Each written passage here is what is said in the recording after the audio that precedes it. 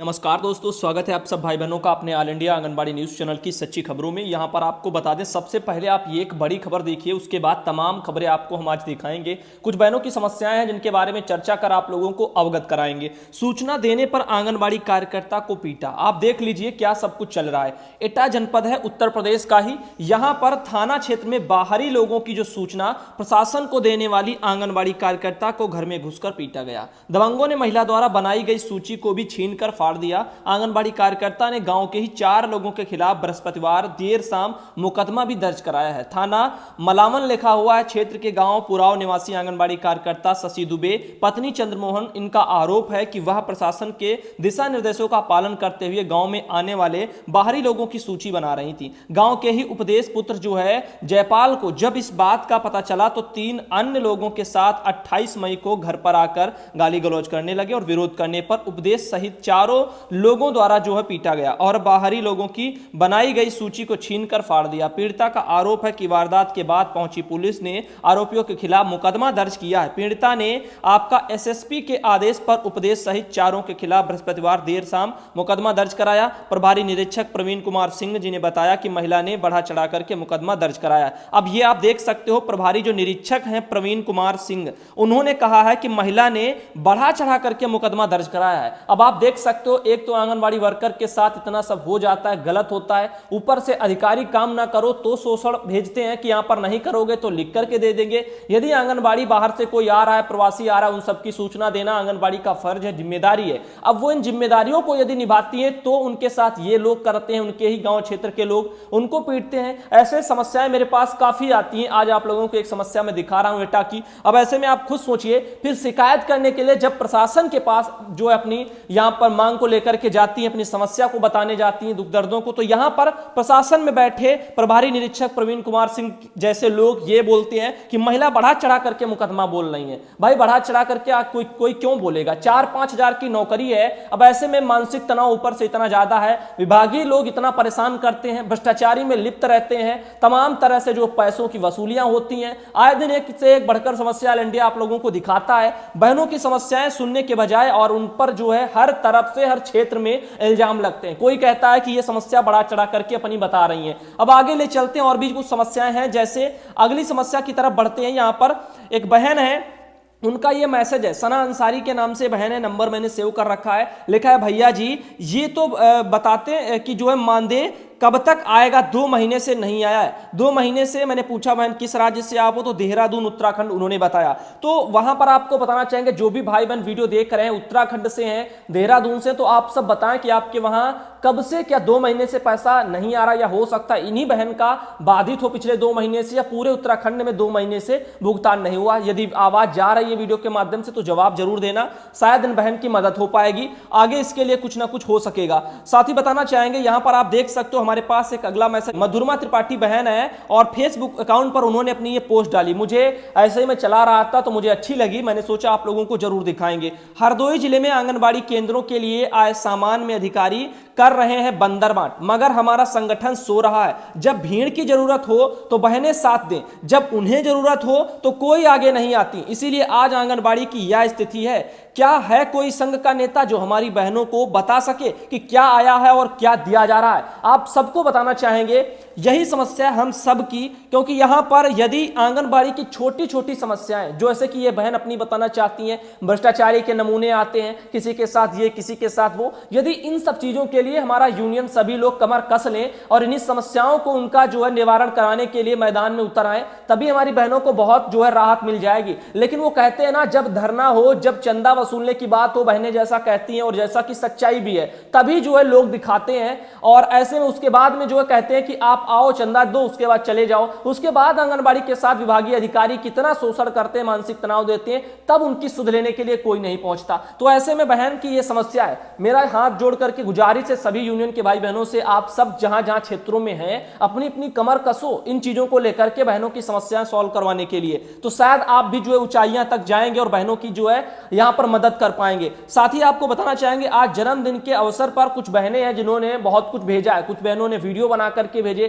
कुछ बहनों ने वॉइस रिकॉर्ड करके अपनी जो है हैप्पी बर्थडे बोल करके भेजा, कुछ बहनों ने अपना ऐसे ही कुछ ना कुछ बनाया है। एक और बहन है हमारे पास, उन बहन ने तो ये बनाया, आप देख सकते हो, ये मेरी तस्वीर उन्होंने बनाई है और ये तस्वीर, ये वाली जो मेरी तस्वीर थी उसी की कॉपी बिल्कुल बनाई है। आप देख सकते हो ये उसी तस्वीर की कॉपी है एकदम से। तो यहां पर बनाने की उन्होंने ही कोशिश की है, जैसी बनी लेकिन ठीक बनी है, प्रयास अच्छा रहा। और आगे ले चलते हैं आप लोगों को और भी जैसे जानकारी है उन जानकारियों की तरफ। और जो भी भाई बहन है जिन्होंने बधाइयां दी उन सबको धन्यवाद मेरी तरफ से। और सुबह से जो है मैं बराबर जो रिप्लाई सबको दे रहा हूं एक एक करके। मैसेज व्हाट्सएप पर ही जो है हमारे पास 800-900 तक लग गए। अब ऐसे में फेसबुक पर भी कुछ लगे हैं और यूट्यूब पर भी आए हैं, इन सबको मैं धीरे धीरे जो है देख पाऊंगा। आगे चलते हैं, यहाँ पर संगीता बहन है, उन्होंने कुछ तस्वीरें भेजी हैं, जैसा कि आप ये देख सकते हो, ये बिहार से हमारी बहन है। और कुछ यहाँ पर तस्वीरें जो ये दिखाती हैं, अभी बहन ने लिख करके भेजा है कि वो तस्वीरों से क्या पता चलता है। दरअसल डीबीटी वगैरह जो पैसा है ना, उसके भुगतान को लेकर के डीबीटी के माध्यम से काम हो रहा है। तो बहन ने ये देखिए मैसेज करके, संगीता बहन बिहार से, उन्होंने ये भेजा भी है कि अब डीबीटी के माध्यम से भुगतान हो रहा है। तो आगे चलते यानी कि काम हो रहा है, अब प्रक्रिया चल रही है, अभी सत्यापन का काम चल रहा है। जैसे सत्यापन पूरा होगा, पोषाहार के बदले की राशि आंगनबाड़ी में जो बढ़ने वाले लाभार्थी उनको भेज दी जाएगी। बहनों को सर पर गठरी रखने की जरूरत नहीं है बिहार में। साथ ही सबनम बहन है, उन्होंने भी ये कुछ नीचे भेजा है, बिहार से ही, आप देख सकते हो, वहां पर दूध आता है सुधा दुग्ध,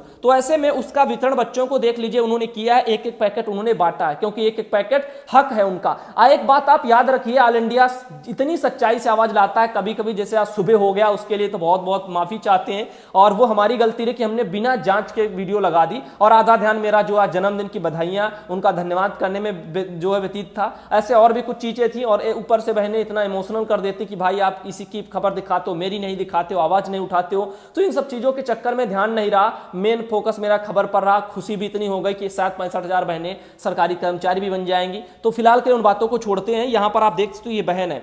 अब ये जागरूकता ऑल इंडिया के तरफ से ही आई है। बहुत से जगह आप सब जानते हो, अधिकारी कहते थे कि आधा दूध बांटो, आधा आधा पैकेट बांटो, जबकि ऊपर से आदेश एक का आता है। ऐसे तमाम चीजें हैं जो ऊपर से कुछ और आता है, नीचे कुछ और मिलता है। तो इन सब चीजों का उजागर ऑल इंडिया ने ही किया है, जागरूकता ऑल इंडिया बहुत फैला रहा है। और इस सब में आप सबका भी बहुत सहयोग रहता है कि वीडियो को आप सब लाइक करते हो, शेयर करते हो, मुझे भी मोटिवेशन मिलता है कि मैं भी अगला वीडियो बनाऊं। सवितेश बहन है, उन्होंने भी आप देख सकते हो पोषाहार का वितरण किया है और ये आपके उत्तर प्रदेश से बहन है। और देख सकते हो ये ठेलिया टाइप की होती है, इस पर जो है सब्जी लोग बहुत ज्यादा जो है बेचने के लिए काफी लोग गांव में आते हैं। ऐसे ही जो इस पर बहन पोषाहार रखे हुए अपने 4-5-6 जो भी बोरियां गांव में बेचारी इसको चला करके वो ले जा रही हैं और लोगों को पोषाहार बांट रही हैं। देख सकते हो कितनी समस्याएं, इसीलिए मैं चाहता हूं हर राज्य में बंद हो जाए। लेकिन जो बहनें कुछ ऐसी हैं जो पोषाहार शायद बचा करके बेचती हो या फिर वो बांटती ही ना हो या किसी भी तरीके की, जिनके कारण सभी आंगनबाड़ी पर दाग लगता है कि आप पोषाहार चोर हो, उनके ही कारण वो लोग अभी भी चाहते हैं कि पोषाहार बंद ना हो। वो हमें रीजन दे रहे हैं कि बच्चा पढ़ने नहीं आएगा, पोषाहार के चक्कर में बच्चा पढ़ने आ रहा था, जबकि ऐसा नहीं है। बच्चा पोषाहार के चक्कर में तो आ रहा था, लेकिन अब उसके खाते में पैसे भी तो जाएंगे और जब पैसे मिलेंगे तो कुछ भी खा सकता है और इस घटिया पोषाहार से अच्छा खा सकता है, क्योंकि यहां पर इसकी गुणवत्ता नहीं है। कहने के लिए कंपनियां जो है फ्रॉड टाइप से जो है सबको टेंडर पड़ाती हैं और बनाती हैं गुणवत्ता, जैसे आपके उत्तर प्रदेश में ही पोषाहार घोटाला पकड़ा गया। आगे चलते हैं, फिलहाल के लिए सच्चाई हमने सब बता रखी है। 14 जून जो है दोपहर को हमने वीडियो भी दिया था, माफी भी मांगी थी सुबह के वीडियो के लिए। ये वीडियो था सुबह का, आप देख सकते हो। तो यहां पर आप लोग इसके लिए, हमारी गलती कम है, हमारी सरकारों की गलती ज्यादा है, राजस्थान सरकार की गलती ज्यादा है। वादा उन्होंने 1 साल पहले किया था। अभी आपको सच्चाई बता दें, आपका 31 मई 2019 को मेनका गांधी जी जो है उन्होंने अपना पद छोड़ा था और उनकी जगह पर स्मृति ईरानी जी आई थी, केंद्रीय बाल विकास मंत्री बनी थी। तो 31 मई 2019 के पहले की खबर है और ज्यादा पहले की भी नहीं है, यह भी मुझे पता है, क्योंकि ये कुछ कुछ याद आ रहा था बाद में जब मैंने सोचा बैठ करके। तो ये आपका 1 साल पहले का ही खबर है, जब मेनका गांधी, क्योंकि चैनल 2 साल पहले से ही स्टार्ट हुआ है, बहुत पहले की खबर नहीं थी ये, और मैंने ये खबर दिखाई भी थी जहां तक। और ये आपकी मेनका गांधी ने पोषाहार चोर भी तब कहा था, उसको भी वीडियो हमने दिखाया था, आप सबको पता होगा जो काफी पहले से वीडियो देखते हैं। तो हम बताना ये चाहेंगे कि सरकार ने यदि वादा पूरा कर दिया होता तो आज हमारी बहनें यहां पर सरकारी कर्मचारी भी बनी होती। लेकिन वो सरकारें है ना, चुनाव आता है तो जुमले देती हैं कि हम नियमित कर देंगे, सरकारी कर्मचारी बना देंगे, लेकिन जब मांग उठती है, धरने होते हैं, उसके बाद में ये लोग पलट जाते, कहते हैं आप समाज सेवी हो, आपका कुछ नहीं हो सकता। तो यदि कुछ नहीं हो सकता तो चुनाव के पहले वादे ही मत दो। तो कम से कम आप सब बहनों अब जागरूक हो जाना, झूठे वादे और जुमलों में आप मत आना जब भी चुनाव हो। आगे जहां पर एक समस्या है पद्मा बहन की, आप देख सकते हो उन्होंने ये लिख करके भेजा है, मेरी बहू को जॉब मिल सकती है, इंटर पास है। जब ये आंगनबाड़ी बहन हमारी पद्मा बहन रिटायर हो जाएगी तो क्या इनकी बहू इनकी जगह पर काम कर पाएंगी? तो बिल्कुल नहीं। आपको समझा दें हम सभी बहनों को जो भी वीडियो देख रहे हैं कि यदि आप जो है रिटायर हो जाएंगी तो आपका कुछ नहीं होगा। यदि आप जो है ऐसे ही जॉब करती रहेंगी और आप मान लीजिए आप काम नहीं कर पा रही हो, आपकी जो है मेडिकल हेल्थ सर्टिफिकेट कमजोर है, यानी कि आप नौकरी करने के लायक नहीं है, काफी वृद्ध हो चुकी हैं और फिर भी जो है आप छोड़ नहीं रही हैं, या आप छोड़ना नहीं चाहती, या फिर रिटायरमेंट वाला हो नहीं रहा, नोटिस नहीं आ रहे, कुछ भी हो सकता है। तो यदि रिटायर नहीं किया जा रहा तो आप अपनी जगह पर किसी दूसरे को काम दे करके उनसे काम करवा सकती हो और नाम आपका चलता रहेगा। ऐसे बहुत सी बहनें कर भी रही हैं जो काफी वृद्ध हैं। लेकिन यदि रिटायरमेंट का नोटिस आ गया तो फिर आपकी जगह कोई नहीं ले सकता, वो आपकी जगह चली जाएगी और उस पर जब भर्तियां होंगी तब किसी दूसरे को मौका मिलेगा। ऐसा नहीं है कि घर में जो है रिटायर हो जाओ उसके बाद में भी किसी दूसरे को जॉब मिल जाए, जैसे कुछ अन्य नौकरियों में होता है जैसे रेलवे वगैरह की, तो ऐसा कुछ नहीं होता। आगे चलते अगली समस्या ये देख लीजिए, हमारे पास एक मैसेज लगा हुआ है और भैया जी यूपी के डिस्ट्रिक्ट उन्नाव से आंगनबाड़ी वर्कर ममता, और हमारे यहाँ जो 11, 12 और 13 में पोषाहार वितरण का रोस्टर प्लान का जो है हमने पोषाहार बांटने के लिए मना कर दिया है। तो वहां पर पोषाहार बांटने के लिए 11, 12, 13 में आया था उन्नाव में, लेकिन बहन ने मना कर दिया। मना बहन ने इसलिए किया है क्योंकि वहां पर वो चाहती हैं कि विभाग वाले, उन्होंने लिख करके भेजा, मैं पढ़ रहा हूं, खुद ही सुन लीजिए, सुरक्षा के लिए कुछ नहीं दिया गया, इसीलिए हम जो है पोषाहार बांटने नहीं जाएंगे और हमारी तबीयत भी नहीं सही है। तो पहली बात बहन की तबीयत नहीं सही है, और तबीयत नहीं सही है तो बिना सुरक्षा के ऐसे कैसे गांव में घूम घूम करके बांटेंगे पोषाहार? सबसे बड़ी समस्या ये है। हमारी सुपरवाइजर अर्चना ने कहा कि लिखकर दे दो कि जो है हम काम नहीं करेंगे। हमने जो है उनसे कह दिया कि हम लिखकर नहीं देंगे, आप लिखकर दीजिए कि आंगनबाड़ी वर्कर ने बिना सुरक्षा पोषाहार बांटने के लिए मना कर दिया। सही बात है, यदि आंगनबाड़ी नहीं दे रही है तो यहां पर विभागीय सुपरवाइजर का फर्ज बनता कि आंगनबाड़ी पोषाहार नहीं बांट रही, आप लिख करके तो दे सकती हो कि यहां पर क्यों नहीं दे रही। उन्होंने कारण भी बताया है कि हम जो है यहां पर बिना सुरक्षा के जाना नहीं चाहते, मेरी तबीयत भी खराब है तो ऐसे में हम नहीं बांट पाएंगे। तो यह समस्या थी उनकी। अब ये सुपरवाइजर बहन भी लिखना नहीं चाहती, ये भी नहीं लिखना चाहती, तो ऊपर से नोटिस तो खैर आएगा ही, कारण बताओ का जो नोटिस होता है तो आप स्पष्टीकरण जो मांगा जाता है, तो उन्होंने कहा है कम से कम अधिकारियों को पता तो चले कि वर्कर क्यों नहीं पोषाहार बांटना चाहती हैं। बाकी जब हमसे जो है स्पष्टीकरण मांगा जाएगा तो हम अपना जवाब दे देंगे, क्योंकि सुपरवाइजर अपना काम करवा लेती हैं और रिपोर्ट वगैरह टाइमली जो है पहुंचा देती हैं,